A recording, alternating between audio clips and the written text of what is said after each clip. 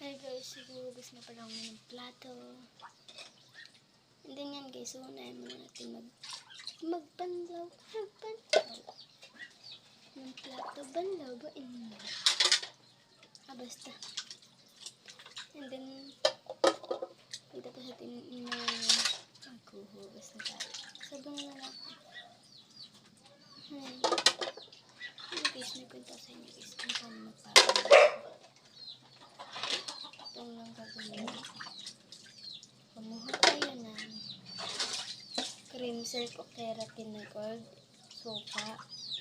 Yan lang. Tapos nun, babad niyo sa ulo niyo. Ipag-mix niyo yung dalawa.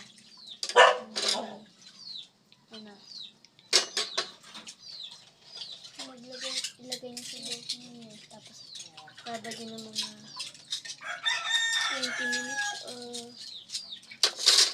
seconds. Basta 20 minutes o pagtapos nun, banlawan nyo. And then, maglagay ulit kayo suka and shampoo. Ganun na. So, ulit sa buhok. Pag nababad nyo na, saka nyo na ang banlawan. Siyempre, kung kailangan gusto nyo araw-araw, kasi ako minsan lang. Naglatas hair ko. Here. Wow, ulit. Ayan guys. Naglalagay habang basta secret nag-voice record tayo. Tsaka ngayon pala gusto mabilis ko lang para mas mabilis tayo.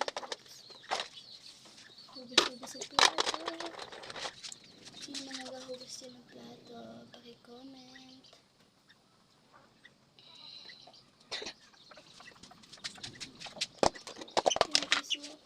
Naambil ko yung buhok ko ang asin.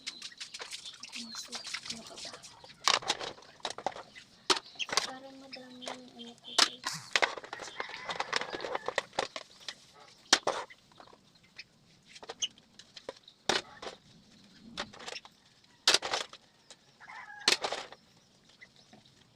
Kakapal din kay buhok ko dito. And then bukas kasi Sabado ang gagawin ko na lang ang patod talaga. Basta hindi siya lapit na matapos guys. Okay guys, nilagay yung shampoo and mix and bababa tayo sa ulo na. Second 2.